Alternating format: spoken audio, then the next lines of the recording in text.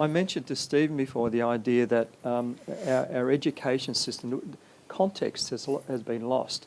We provide a whole toolbox of solutions and so forth, but the context is lost. And I think it's like we've got a whole world full of solutions looking for problems to solve. I think the whole thing about learning is asking the right questions, being able to ask the right questions, identifying the problems, and then secondary saying, what do we need to solve those? But we do it the other way around. No, absolutely. Yep, absolutely. So, Professor Heppell, you suggested that the world is dominated by certain countries that make cars. Yes. Only 5 countries in the world now make cars. Yes. And so too you said about computers, how many are making those and how many are really deeply engaged in software. You proposed that there might even be a top 5 learning countries in the world. If Australia was to become one of those countries, or is it already, what would we need to do in this digital environment? We're still at the stage where everybody's got their own curriculum. It's a bit like we were with airlines. You know, it wasn't so long ago I'd fly on a Belgian airline, which was Sabina, and they would give me beer and chocolates because it was Belgian. It was like, ooh, you know. And of course now we've just got global carriers. So, you know, we're still just at the end of those national curricula. They can't last surely another 5 years, I doubt. So, you know, who will provide those big global curricula? Which will the few countries be? Which countries will be the Bollywood of learning? I hope not the Hollywood. I hope it'll be a bit jollier and with songs, you know. So the Bollywood of learning, and you know, at this point, the jury's out on who they'll be. I mean, my judgment is that the countries that are front runners at this point, and you know, as we go into the first bend of what's going to be a long race, Australia's in the pack, you know. But I mean, the front runners are countries that have the following characteristics. Mostly, they're small enough to be agile, and that's really important. So, you know, you would look to Scotland and Finland and some of the states here rather than the nation and so on. I think they're crucially, they're people who are really happy with who they are. They're very comfortable. They're not looking for education to be a social engineering thing. They're actually, you know, the Welsh really like being Welsh. You know, here people are really comfortable with their identity, and that really does tend to, but and also they have great political stability, so that, you know, the ministers stay in post for too long, the civil servants are in post for too long, so they haven't got to try and make a splash in and then out again, because learning's a long-term gain, you know. You know, and with those things on the table, the last thing would be a world view, crucially a world view. It's really significant, I think, that the countries that are in the vanguard of learning have mostly a long history of world travel. You know, they're connected with, you know, Norway had ships nipping all over the world and so on. And that world view, I think, has opened the door to this century. So, you know, I think the jury's out on who it's going to be. I mean, clearly, That's Pearson, terrific, but in fact, we've just had the results of our study here. We fulfil all of those criteria, but maths and reading have just been scored down. Yeah, and also Why could that be? And also you've just embraced a mass national standardised testing, which is, you know, very, very starkly and clearly going off down the wrong road. So I mean, it's not, you know, things aren't perfect by any means, you know. And of course, you know, if you produce children who are ingenious and gregarious and full of invention. I mean, Yon Zhao in Michigan University says the American education system is the best in the world because it has the least possible impact on any child, you know, which is a rather wonderful view, I think.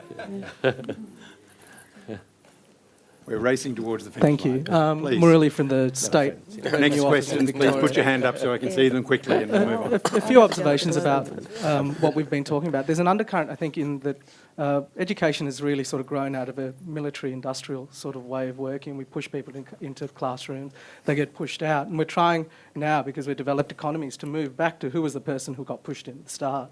And I think when we look at things like multidisciplinary learning, it's at the bleeding edge of the humanities. In social theory, it's there. They looked at anthropology and other things, and I think these things do happen, but we've really got to look at what our paradigm is. What are we producing? Why are we producing it? Do we need to produce it? What is the world that we live in? We don't ask those fundamental questions before we push people into learning environments, you know? And I think that we really do need to think about beyond what we're living. Why are we living? What are we trying to do? And it's more sort of like a focusing thought. Thank you. A quick comment by Adrienne. Well, talking about who's going to develop the curriculum, I'll come back to science, which is what I know about. Science has always been a global activity. It's always been done in English, or in the immediate history anyway. It's all done in English. We all speak the same language. We all speak the same technical language. All basically read the same textbooks, and we can translate. Someone can go from a laboratory in Melbourne and sit in the laboratory in Michigan or in Cambridge and be perfectly comfortable. You'll all speak the same language, use the same tools, you've all got the same skill set. So this is a very global thing, and we would expect a scientist, a biological scientist, to know all these things. You'd expect a chemist to be able to go into any lab and, you know, pick up the equipment and start work. So I suppose that's part of the model of which other disciplines might build. I think it's a really good question. What are you trying to produce? So at the D School, we're trying to produce innovators, not innovations. So we want people then to feel comfortable and have this creative confidence as they go out. And they're super smart people, but they haven't really expanded that part of their portfolio around being confident on creativity. Thank you. Anyone who wants the last question in these next 5 or so minutes, then please go. We have one in the middle of the room and one at the back of the room, I think I saw too. Thank you.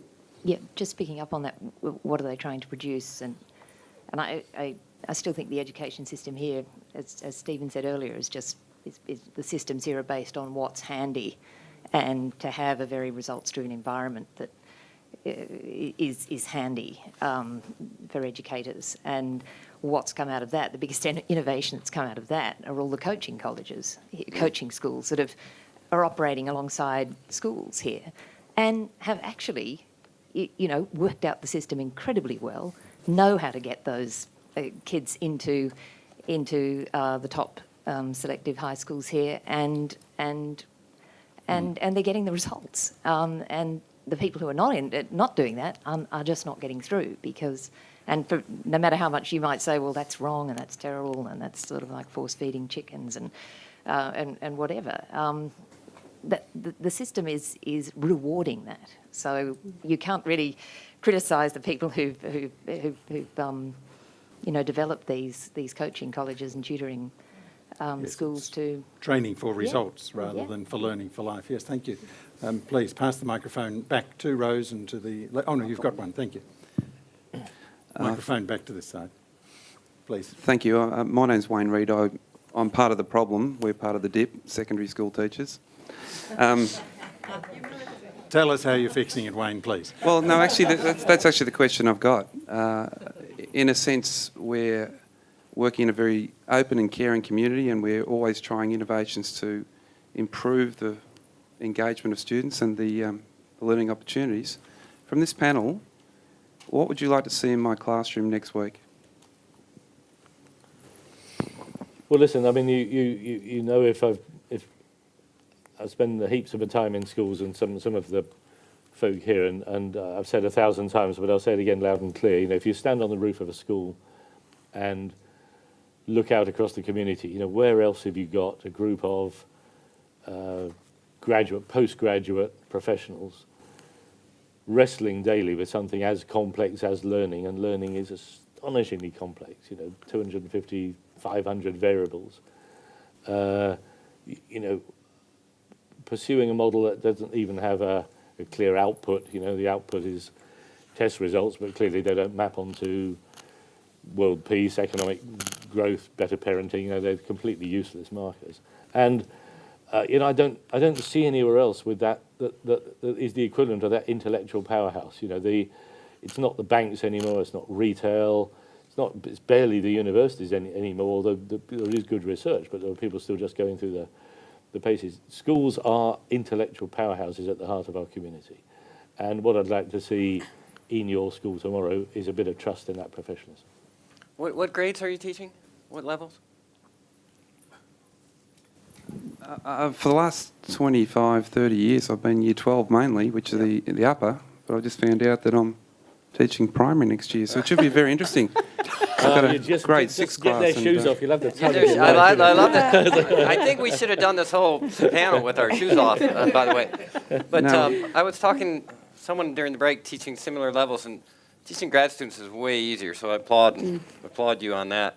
I would love to see involvement with outside community industry folks who could come in and teach a section, teach a week, teach a class or something where you could leverage that horsepower and it would bring the community in to see what a powerhouse of school can be. And I'd like to see you guys get paid more. And don't let the years above you cap what you do with your kids. You know, if they say you can't do that yet, we do that. You know, just if the kids can do it right now. You know, don't cap it. You know, absolutely not. Well, I'd like to see the kids being happy and happy with each other and excited about the opportunity to learn, whether they're the little ones or the ones who are about to launch themselves into either tertiary education or the workforce, being excited about the opportunities, but also having some sort of direction. First of all, they've got to be happy. Oh, look, and make it praise rich. I mean, all the research on praise rich environments, they minimise bullying, they motivate the children. You know, go and Google praise pod. Google praise pod. Praise rich, fabulous way to do it. I won't talk about it now.